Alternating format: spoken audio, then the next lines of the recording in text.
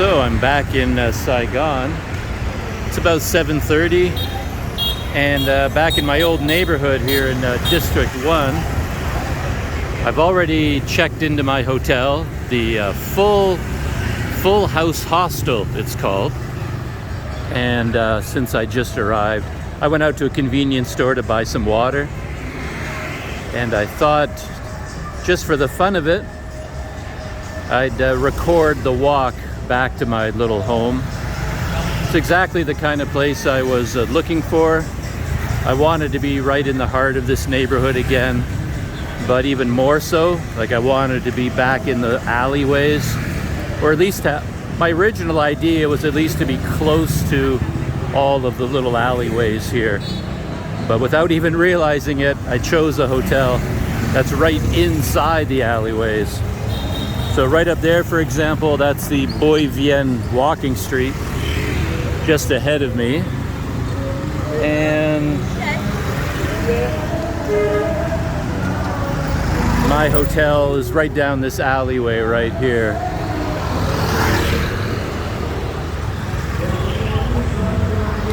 Just waiting for the scooter traffic to die down a little bit.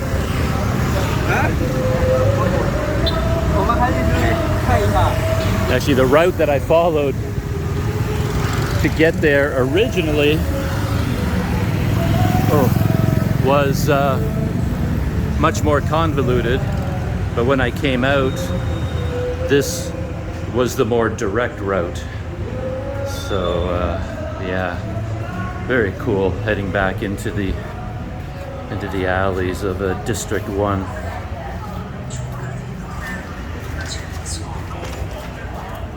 And I think I know where I'm going. Hey there, Pooch. I think I just have to look off to the right, and then my hotel is down one of these little alleyways just to the right. But yeah, I've been all through here already, and there's just so many amazing little shops, massage places, nail parlors, hostels, photocopying, little neighborhood shops like that. I think that place offers hair washing and massages. Oh yeah, right up ahead there's a yellow sign, and that is the sign for my place. But yeah, look at these alleyways, they're just so cool. Like everything you can imagine is down there. Oh, and my hotel is right there. Yeah, so here's the sign. Full House Hostel, clean and cheap, dorm room, private room, and we serve you with all my heart. I like that little message. And actually the main entrance is right here. So just turn the corner and there it is. So it actually, I think it has a really nice facade, like on the front, like a really nice building. But because it's in this alleyway, you can't actually see it, but yeah, there it is up above me. Beautiful white building. The Full House Hostel. And then this is the lobby area. Yeah, like many places in Saigon, it's very tall and narrow, so it has this narrow stairway, kind of curving up and up and up. Not much room. One person can fit through, and that's about it. It's the first floor. I'm up on the third floor.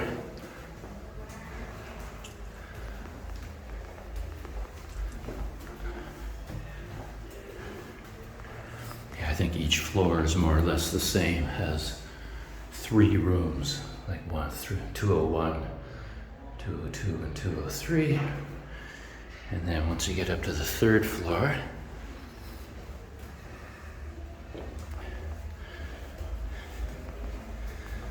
it'll look pretty much the same. Yeah, 301, 302, and this is my room, 301.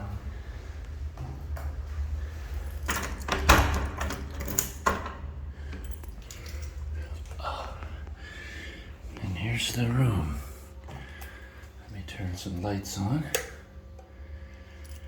And yeah, it's a very simple room, but very comfortable, very small. So once you step in, you sort of have to close the door behind you to get enough room. TV on the wall.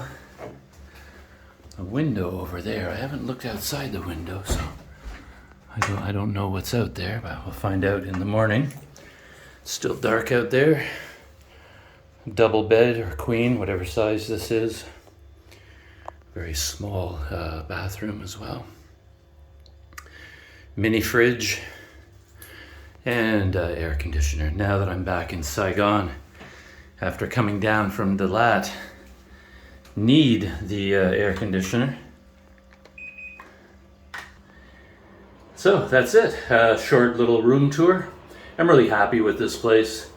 I spent a long time looking at like low budget hotels, all the different listings on Agoda, and then after I see them on Agoda, I'll look at the location on Google Maps just to read the reviews, like to see where it is exactly, and then Google Maps will also have reviews, so you get a nice selection that way.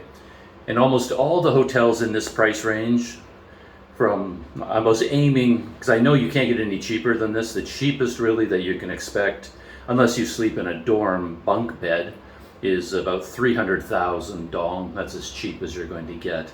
And I ended up with this one for 330,000 per night. But any of the guest houses in that range, from like 250 to 400, that would be considered low budget.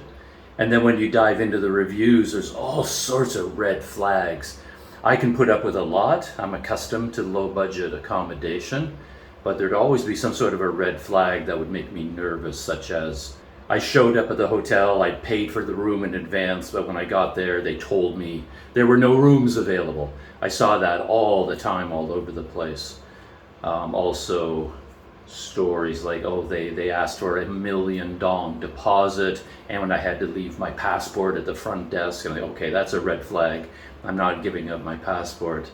But yeah, no matter what hotel I was looking at, there was all these troublesome reviews. I think I would have been perfectly happy in any of those places, but those negative reviews were pretty extreme, and I thought, So every hotel I looked at, I ended up going, I wish I didn't see all those 1-star reviews. This place, I finally came across this place, like I said, around 300,000 per night that I got it at. I think it's normally around 400 would be the normal rate, but because I booked it on the last day, like I booked it today on my way here, and then the prices on Agoda tend to drop quite a bit, so I got it for 330. This place was unique. It was the only low budget place I came across that had no negativity in the reviews at all. Every review was positive about the staff, about the organization, cleanliness, everything. I mean, they did say, okay, it's a small room, small bathroom. You're not getting luxury because it is a low budget hotel, but other than that, everything was positive. So here I am, the full House Hostel. I'm very happy to be here.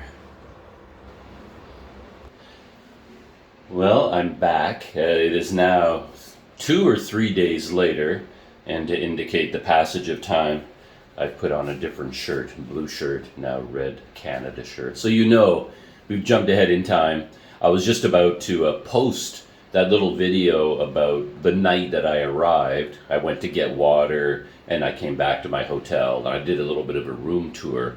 But now that I've been here for a couple of days, I just wanted to point out a couple of little design elements, I guess.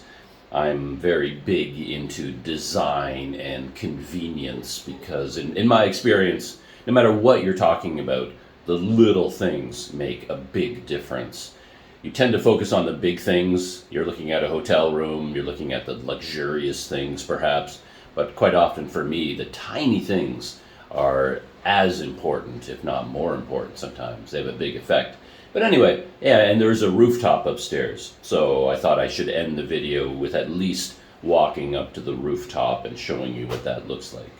But first, the little things about the room that I've figured out since I've been here. One thing is that it is surprisingly bright, and I really appreciate that. Especially when I come in here at night, you really notice it because there are 3 different light systems. And so I come into the room. This is the middle of the day, of course, so it's nice and bright in here, even without any lights. But there's a main light and a secondary light, and the room is nice and bright because of that. But then I noticed there was one more light up there, that one above the bed, and that's this little dial here. And you can set that to whatever brightness you want, and it actually works. So once you turn on all the lights in here, it's really nice. And it's not one of these low budget hotels with like a giant fluorescent bulb going across the middle of the ceiling. It's just nicely lit. It's very comfortable from that point of view. And that really surprised me, in the fact that everything still works. Like all the switches work, all the dials work, everything is in good condition. Tells me it was recently renovated, I think. And even here, the window shades are kind of cool, very boutique-y. And you can pull on this, and you see how that half of them slide down or up. Just kind of cool. And then you can, of course, pull the whole thing out of the way if you want, or just let in a little bit of light by opening up half of the blinds. I think that's kind of cool. And then I noticed they have this little drawer here, and you often see that in hotels, a lockable drawer where you can put your valuables, but 95% of the time it's shattered. The lock won't work, but in this room it actually works. So there's a key they gave me. It actually locks this. Of course, a thief with a crowbar can tear this open, I'm sure. A little key, someone could pick this quite easily, but hey, just for a little bit of security. I mean, it's locked right now, it can't be opened. And it has the same thing underneath the bed. So there's a drawer down here. This was in the bathroom. You get all the goodies that they give you. I rarely use it because I always have all of my own stuff. And I just put that in here for safekeeping. But look at that. Look how easily that slides open. All that space. And then it does have a working lock. Same key. And then there's one over here as well. And again, talking about being in good condition, it's amazing that these still work. So those are the sort of main things out here, I suppose. TV is actually a pretty good size, considering it's a small room. So when you sit over here and you're looking at that TV, it's actually big enough. It doesn't look that big on my video right now. I have it on the super wide setting, but it fills up most of that wall. Most of the time I find hotel TVs are just so far away from the bed. They're just too far away. Of course, I don't know how to turn this one on. I'm so outmoded. There's a remote here, and I played with it just to see how it worked. But I don't know. I spent a long time pushing all these buttons, but there's nothing I could do to get that thing to respond. I have no experience with all these things. I have no idea how to turn the TV on. I mean, I turned it on, the power, but then I couldn't find any channels. This thing has like YouTube on it and Netflix. Those probably don't work. But I was just looking for broadcast local television stations. But no matter how long I fought with this thing, I couldn't get anything to show. But of course, that doesn't bother me because I've got all of my gear. Well, I don't have my laptop anymore. That's broken. My laptop is still inside my backpack. No point getting it out. But I do have a tablet. I'm always if I'm watching a TV show, it's on a tablet anyway. Yeah, the fridge is really nice. I was really surprised. Everything works. The light, the temperature gauge, and then when the door closes. Nice. So that's in good condition too. And the bathroom, everything seemed kind of new as well, like new fixtures. Everything here works really nice. Hot water. And again, something I really liked, I discovered a light here too. And then the switch is here behind the door. So you get a nice little, you get the main bathroom light up there, but then you get another one there, which is really good for shaving. And look at the mirror. I can actually see myself. And most of the time in bathrooms here, the mirrors come down to my chest level. And then I can't actually, I have to bend down. But this mirror is actually, high enough. So, yeah, little electrical outlet and a nice sink. The one problem with these bathrooms, of course, is they're so small, you can't leave anything in here because everything gets soaking wet, which is why I put the basket of goodies away, because here's the shower, right?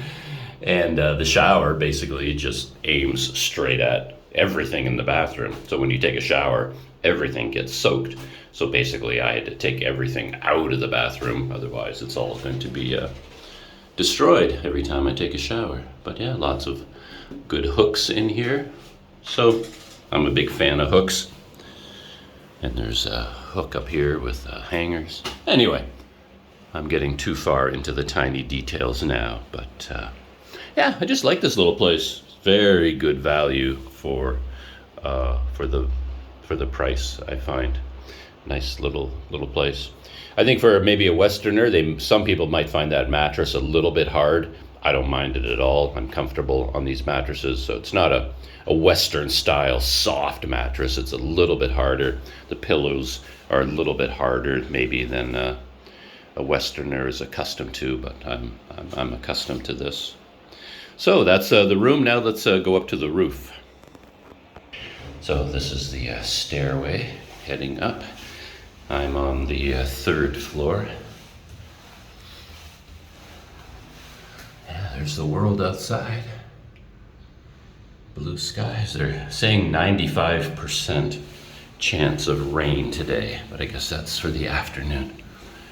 4th floor. Might even be a 5th floor before we get to the roof. Oh no, I think we're already at the roof. So 5th floor is the roof. And yeah, so they have this area up here. Actually, yeah, you can cook up here, it looks like. They have a sink. I'm assuming guests are allowed to use that. I didn't realize that. I might actually cook something. Yeah, and here's the outside balcony. Looking pretty nice today in the bright sun. Nice table and set of chairs there. A lot of nice greenery up here. It's kind of nice. And we're right in the middle of District 1, right in the whole alleyway system. I'm oriented correctly. Over here is September 23rd Park and the main road of District 1, where all of the tourist agents and my old hotel, the Adenia, is right over here on the other side of this building. So that's the main road there. And then on this side is the Bois Vienne walking street. So as far as I know, it's right there, just right down there. That's the Bois Vienne walking street. You can see the sign for Miss Saigon over there, so we're very close. But because of all of these buildings in between us, none of the sound gets here. So I don't hear the music at all. It was really nice.